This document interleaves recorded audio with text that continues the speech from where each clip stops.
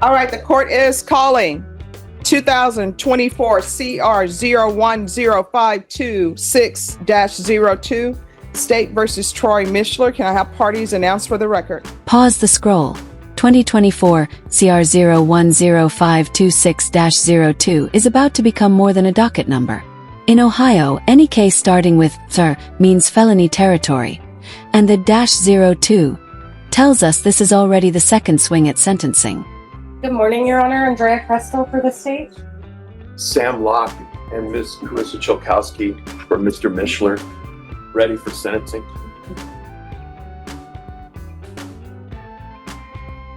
And are you Mr. Mishler? Sure. Thank you for dressing appropriately for court, but you always do. All right. On this case, have both parties had a chance to review the PSI report? Yes. Yes, Your Honor. Please. Are there any objections to the PSI report from either side?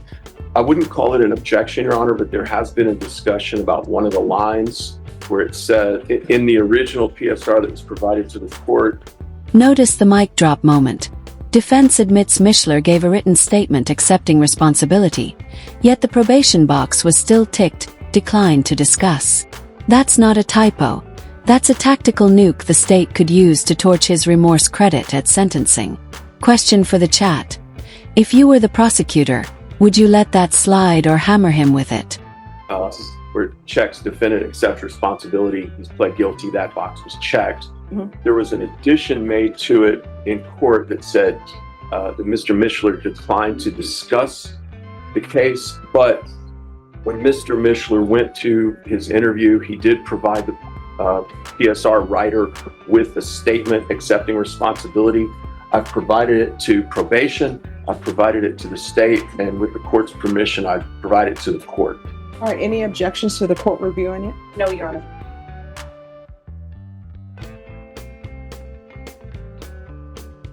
All right, thank you.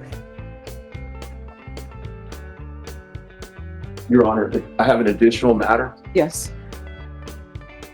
There was a sentencing memorandum filed in this case about 5 days ago. After discussions with the state, we are withdrawing that document, that filing, and asking the court to sentence Mr. Mishler based on the PSR that's been reviewed by the court. All right, and for the record, the court has not reviewed that, and the court does not review anything until everyone else has reviewed it and have no objections to the review. I think there was a discussion as well as the court had asked us about a letter that the court received. We would also like you not to consider that. All right, and the court has set that aside, and the court is not considering, nor has the court viewed it.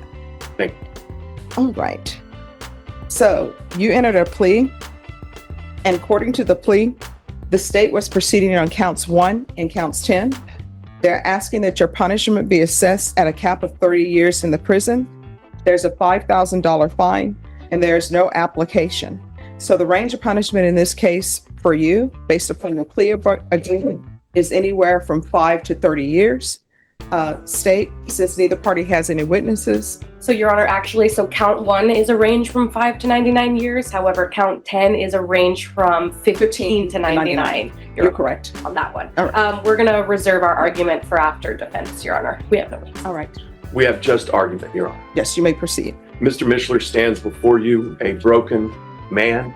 He stands before you accepting responsibility for what he has done and the crime that he has committed.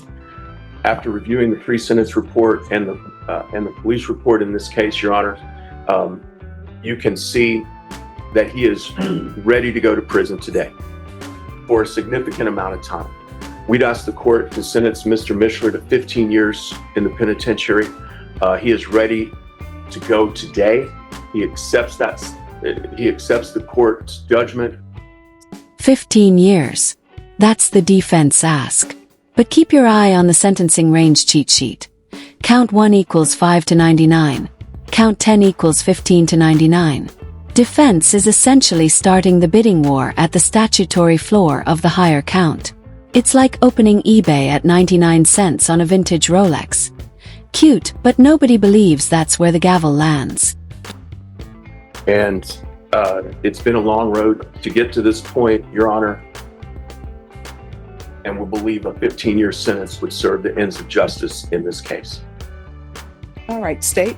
Yes, Your Honor, I have a little bit of an argument. So the state, Your Honor, is asking for the judge to sentence him to the maximum 30 years, Your Honor. This is a case involving a large hundreds, over 500 images of child pornography, Your Honor. We've included in our STIPs, these are not photos, these are videos. These are videos depicting the repeated sexual assault of children ranging from the ages of 18 and many of them ranging under the ages of 10 years old as well, Your Honor. And there it is, the state just unloaded the aggravation arsenal.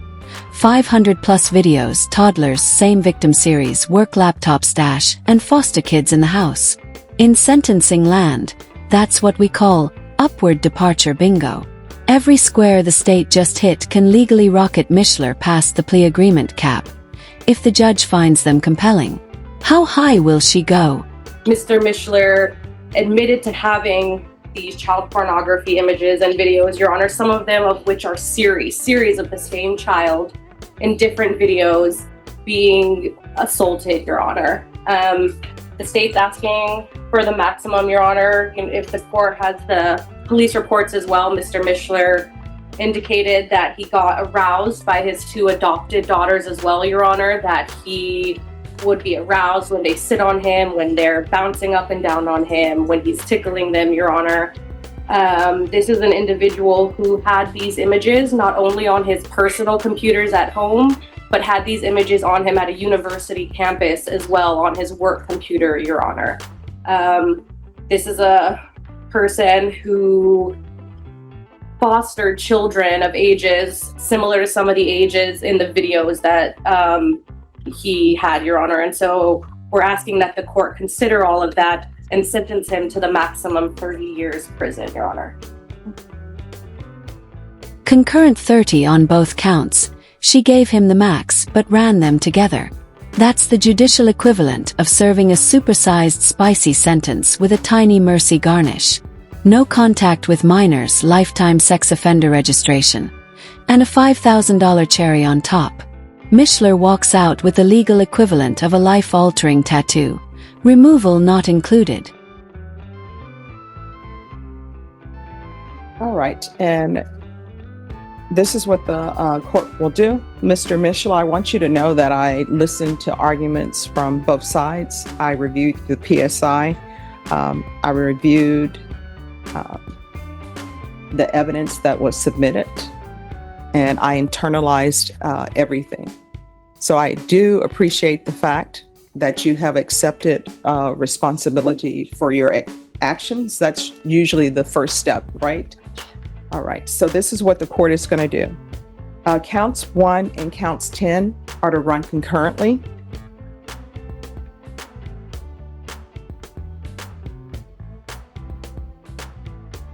There's to be no contact with minors. You are not allowed to reside in any household with minors. There's a $5,000 fine. Time and money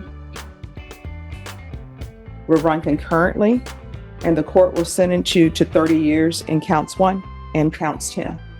Did you review the document entitled Trial Court Certification of Defendant's Rights to Appeal with your attorneys? Did you understand it and sign it? Yes, ma'am.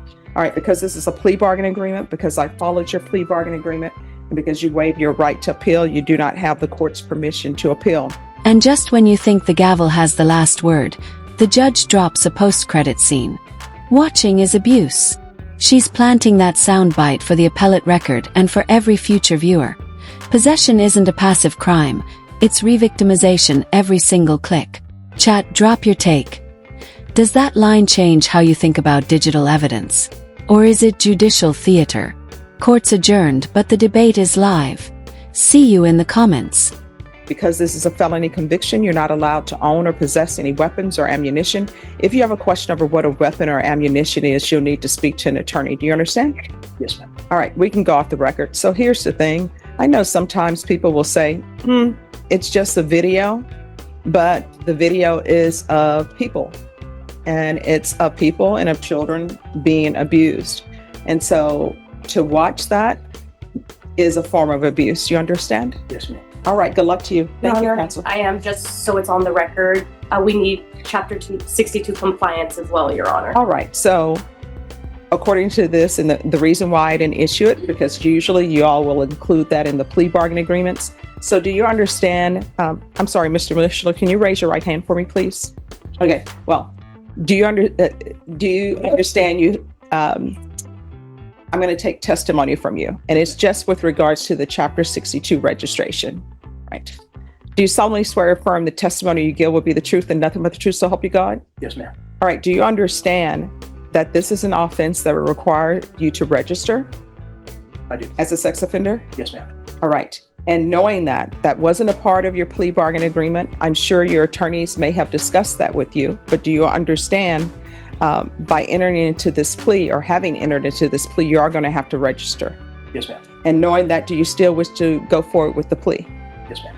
All right, then the court will enter an order requiring Chapter 62 registration. Thank you. Thank you, Your Honor. Thank May I you. be excused? Yes.